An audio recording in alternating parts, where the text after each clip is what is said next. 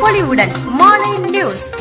காகிதக்குள் விநாயகர் சிலை தயாரிப்பில் பெயர் போன விழுப்புரம் அருகே உள்ள ஐயன்கோவில்பட்டு கிராமத்தில் விநாயகர் சிலைகளுக்கு இறுதிக்கட்டமாக வர்ணம் பூசும் பணியில் தொழிலாளர் மும்முரமாக ஈடுபட்டுள்ளனர்.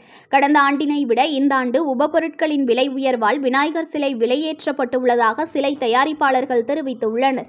விழுப்புரம் மாவட்டம் ஐயன்கோவில்பட்டு பகுதியில் ஆண்டுதோறும் காகிதக்குள் விநாயகர் செய்யும் பணியில் 50க்கும் மேற்பட்ட குடும்பத்தினர் ஈடுபட்டு வருகின்றனர். இந்நிலையில் விநாயகர் சதுர்த்தி விழா கொண்டாட்டத்திற்கு 2 தினங்களே உள்ளதால் விநாயகர் சிலைகளுக்கு வர்ணம் பூசும் இறுதிக்கட்ட பணியில் தொழிலாளர்கள் மும்முரமாக ஈடுபட்டு உள்ளனர். விநாயகர் சிலைகள் தமிழக அரசின் வழிகாட்டு நெறிமுறைகளோடு சிலைகள் வைத்து கொண்டாட வேண்டும் என அறிவுறுத்தப்பட்டுள்ள நிலையில் பல்வேறு இடங்களில் விநாயகர் சிலைகள் பாதுகாப்பாக வைத்து வழிபாடு செய்ய நடவடிக்கை எடுக்கப்பட்டு வருகிறது. இந்நிலையில் விழுப்புரம் அருகே உள்ள ஐயன்கோவில்பட்டு கிராமத்தில் இயற்கைக்கு பாதிப்பு இல்லாமல் காகிதக்குள் விநாயகர் சிலைகள் செய்யப்பட்டு வர்ணம் தீட்டும் பணியில் தொழிலாளர்கள் மும்முரமாக ஈடுபட்டு உள்ளனர்.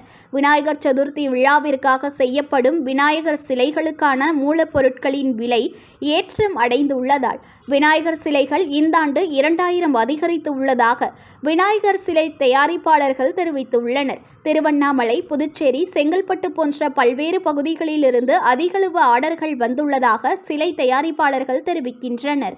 புத்தம் புது பொலிவுடன் மாலை நியூஸ்.